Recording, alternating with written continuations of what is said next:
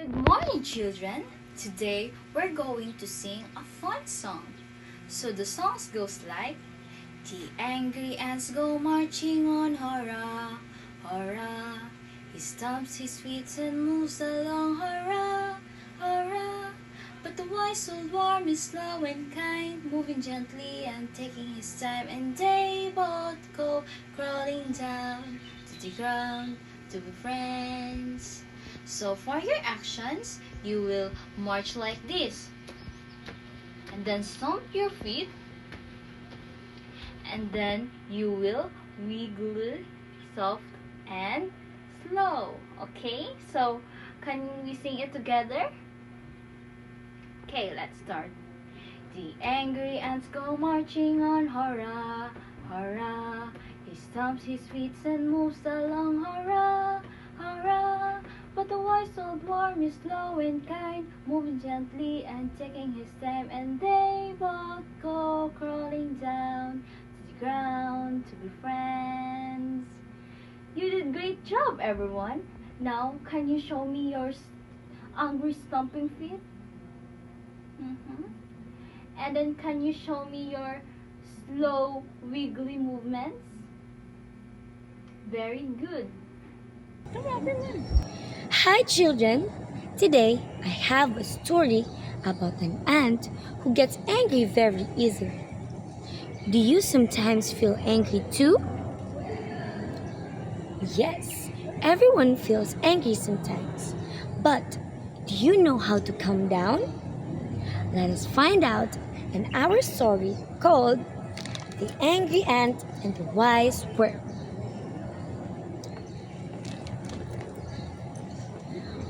Arnold Ant is always angry. He screams and he shouts. He makes the other ants doubt him. Arnold Ant gets mad at little things like a twig in a way or an army delay. Anything can ruin Arnold Ant's day. Ooh. Is Arnold Ant calm or angry? Let's find out. And then one day, Arnold Ant shouted so loudly that it scared a whole crowd. The wind carried his angry sound from the ant hill through the beetle burrow and into the wormery. Luckily, that is where the wise worm can be found. How do you think wise worm feels? Does he feel calm or peaceful? Wise worm was calm and mellow. He would never shout or scream. Instead, he would help others to stop the bellows and handle their feelings like a dream. Wow! So, wise worm is calm and mellow, not like an Arnold Ant that screams, that shouts, and always angry. So they are complete opposite. And then when Wise Worm heard Arnold Ant, he knew just what to do. He wiggled along until the shouts became strong. He couldn't wait to help Arnold and the other ants feel less blue. What do you think Wise Worm will do to help Arnold Ant? Let's find out. Arnold Ant told Wise Worm about the problem. So, Arnold Ant told Wise Worm about the problem, with him getting mad. He knew it was a shame, and he'd always take the blame. He did not like to see the fellow ants feeling sad.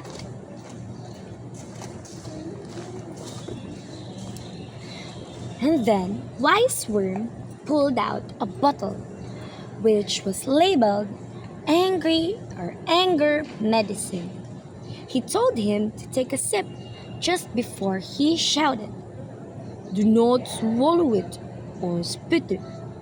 You keep it on your tongue for 10 minutes and it will help you widen your limits." Do you think the medicine will work? Let's find out. And so, that is exactly what Arnold Ant did. Anytime he felt angry, he sipped from the medicine and shut his eyes. And he waited for 10 minutes, keeping his anger bottle in with a tight lid. Oh, what did Arnold do while waiting? He kept his eyes shut and he waited for 10 minutes.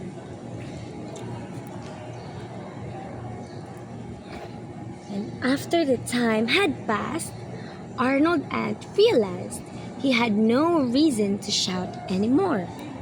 He used his logic to keep calm so he did not explode like a bomb.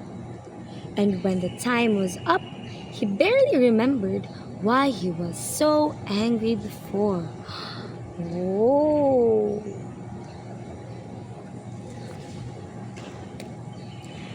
A week had passed since Arnold Ant used the medicine.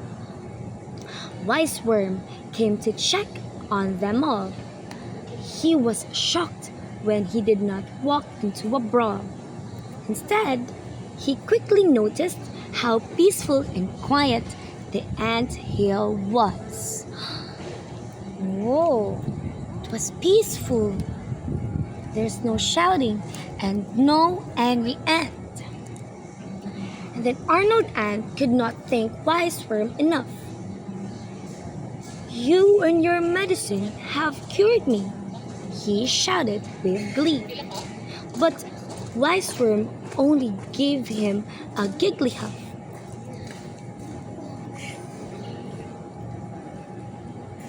Wise Worm told Angry Ant, "I did not cure you, Ant.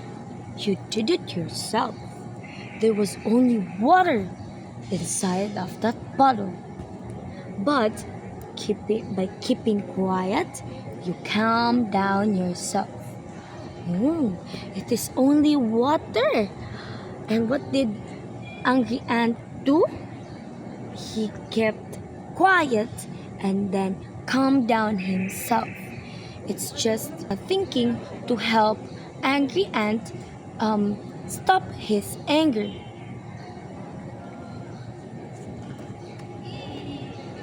Then Arnold Ant was shocked, but he knew it was true. During those quiet minutes, he reflected on what mattered and if it was worth the speech. He realized that anger is not always the answer. And of course, all of other ants were happy too. What did Angry Ant realize? He realized that anger is not always the answer, but it is knowing when to speak and when to get angry at times. And that is the story of Angry Ant and the Wise Worm. So Teacher Ellie has a few questions. Who do you think was always angry? It is Angry Ant. And who helped Angry Ant to calm down? It is Wise Worm. What was inside the bottle? It is water. And what can we do when we feel angry? We close our eyes, we take deep breath, and keep our mouth quiet until the time we will realize that anger is not the solution for our frustration. It is also one way to help us think what mattered the most at those times. So, the moral of our lesson is when we feel angry, we should calm down first before we speak. So, let us practice calming down together. First, we will breathe in and then breathe out. Breathe in, breathe out. Count 1, 2, 3, and then smile. Okay, again, do it with me. Breathe in, breathe out. Breathe in, breathe out. And then count 1, 2, 3, and then make a smile. Good morning, kids! Since we are done with our storytelling, did you enjoy our story? Of course, yes! And now, let's proceed to another activity. Are you ready for our activity? Okay, but kids, I have a big problem. I have pictures of our story here, but they're all mixed up, and I need 4 volunteers to be our mystery storyboard, and the rest, you will become the directors. Okay? Okay. So, we need to move them into the right order. So, from the beginning until the ending. Okay? So, I will show you the picture here. This one. Here. And this one. And this one.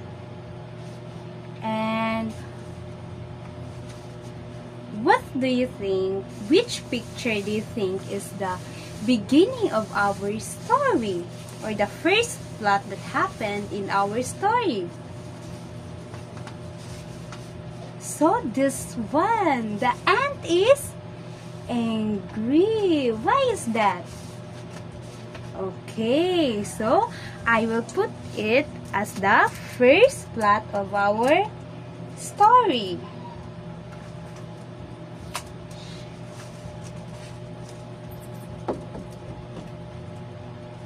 And after the ant is get angry, what do you think the next plot of our story? Did the ant meet the wise worm, or did the wise worm give the medicine, or they hug each other? What do you think? So, this one. Okay.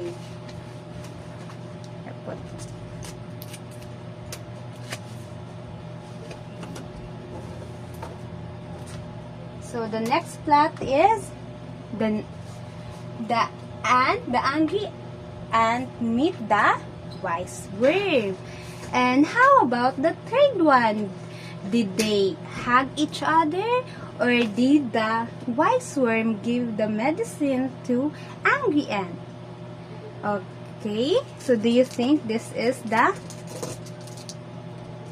Do you think that the third plot of our story is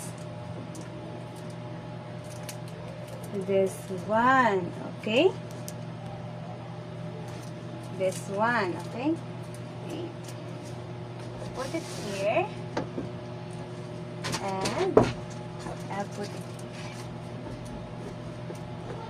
Okay, and for the last one is, or for the ending, is that they hug each other. So,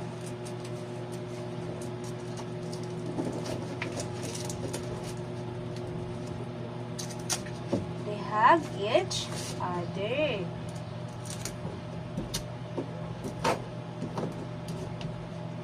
Directors think that we have it. So, let's check the magic numbers behind the plops to see if we got the sequence right. So, are you ready, directors? Okay. So, for our first first picture that the director pick is this one, the angry ant. So, we have to reveal if it is the first plot of our story.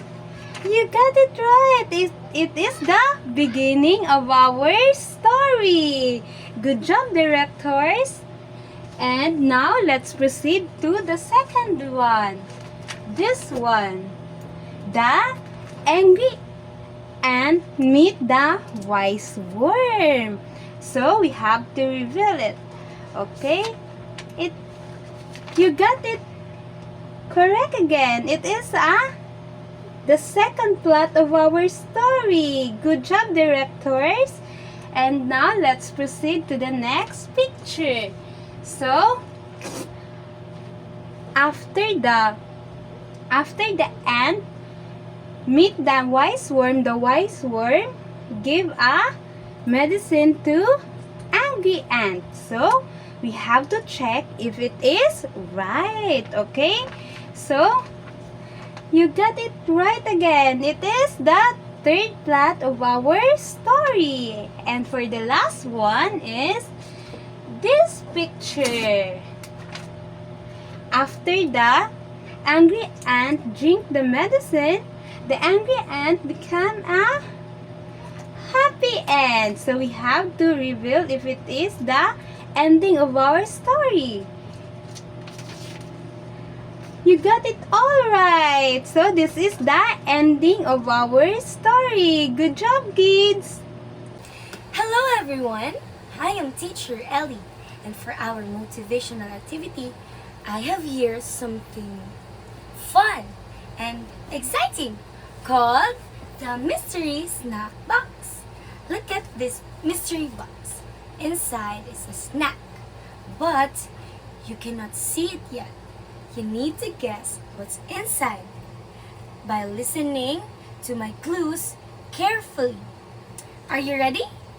Let's begin. First clue. It is round and I think it is crunchy and sweet. And by looking at it right now, it is bright red. Do you know what's inside, or what do you think is inside our mystery box? Let's find out. What is this? It's a apple. Ta-da! It's an apple. We're looking for a word, a bright describing word, to tell a size, shape, and colors. Describing words are heard. We're looking for a word, a bright describing word, to tell a size, shape, and colors. Describing words are heard. Now, let's answer some questions. So, what do you see? It's an apple. And what color is it? It's red. How does it taste or feel?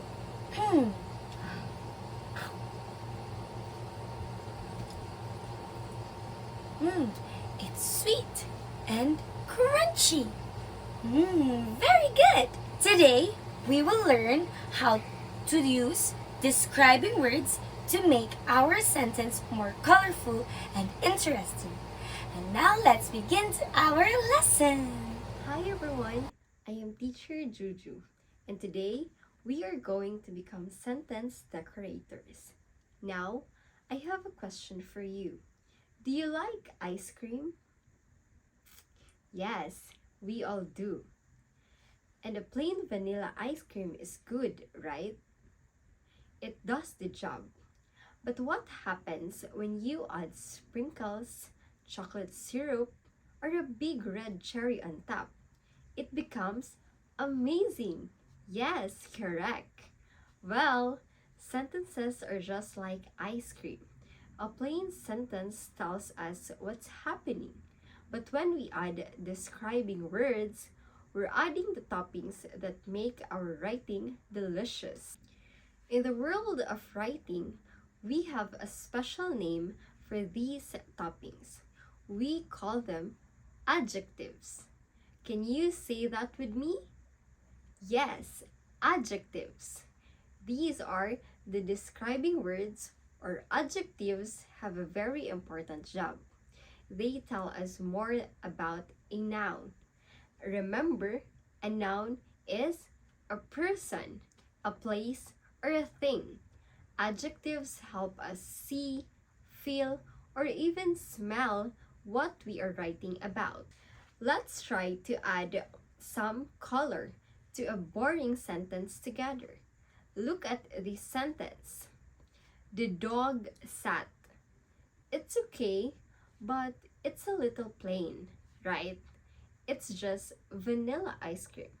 Let's add something or some describing words to tell us more about that dog. So for example, what size is it? We could say, let's say it's tiny. What color is it? Let's say it's brown. How does it feel? Let's say it's fluffy. Now, look at our sentence. The tiny brown fluffy dog sat. Wow! See how much better that is. Now, I can actually see that dog in my head. A tiny brown fluffy dog.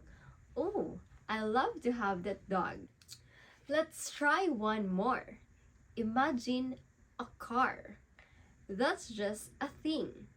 But if I use my describing words, I can turn that car into a fast red car, or a rusty old car, or even a shiny blue car. Imagine those cars in your mind, and then each of those words, the fast, the red, the rusty, old, shiny, and blue, are adjectives. Those words are what we call the describing words or the adjectives, correct? They give our sentences color and life. Very good. So kids, your mission today is this. Don't just write vanilla sentences or vanilla ice cream. Grab your sprinkles and add some adjectives. Tell us the color, the size, and the feeling of the things you write about. I can't wait to see the colorful masterpieces you create. Happy writing! Hello children! Today we will use a strategy called the sentence stretcher.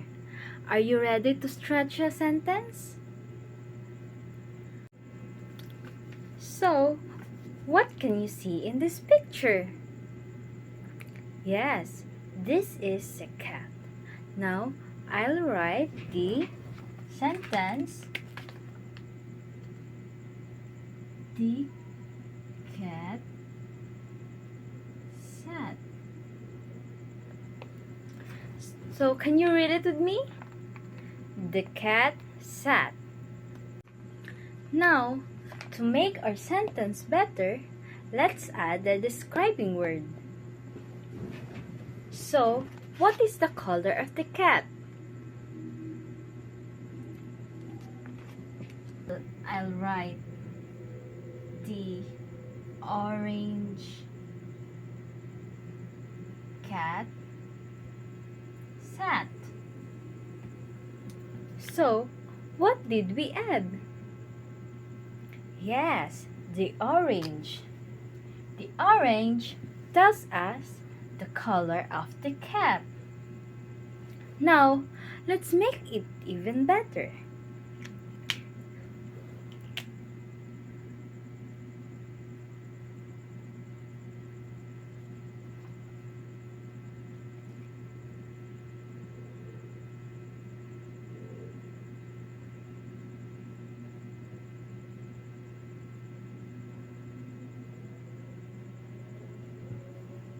So, what did we add? Yes, the soft. So the soft described the rug. Now, our sentence is getting better and better. So, what made our sentence better? Yes, we add describing words. The describing words are the orange and soft.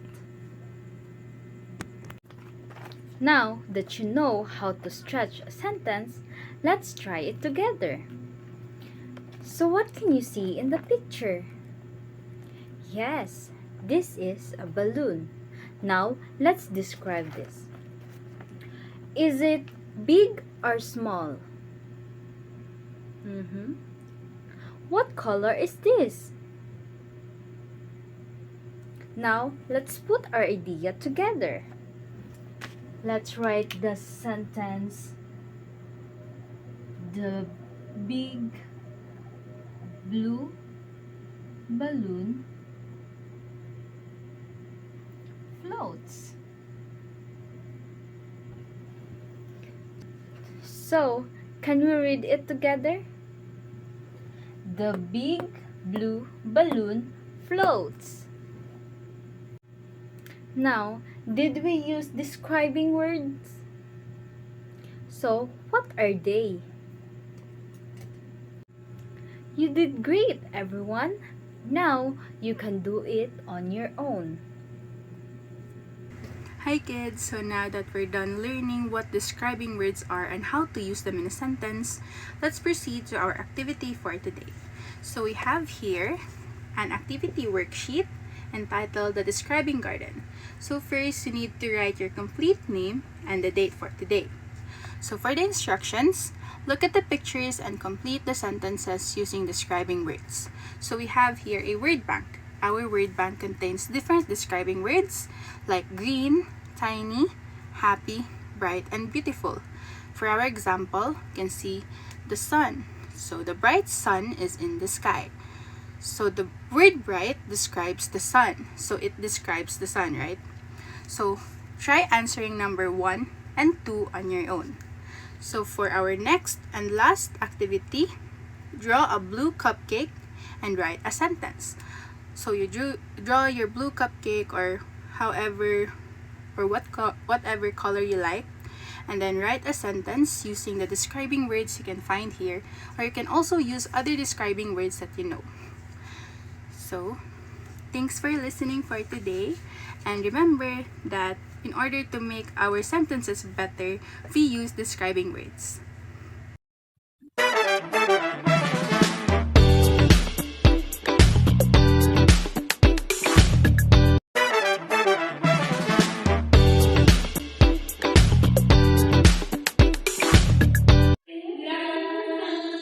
Thank you for coming today and I appreciate your presence as we discuss your childhood. As you may sit down, thank you, Mom.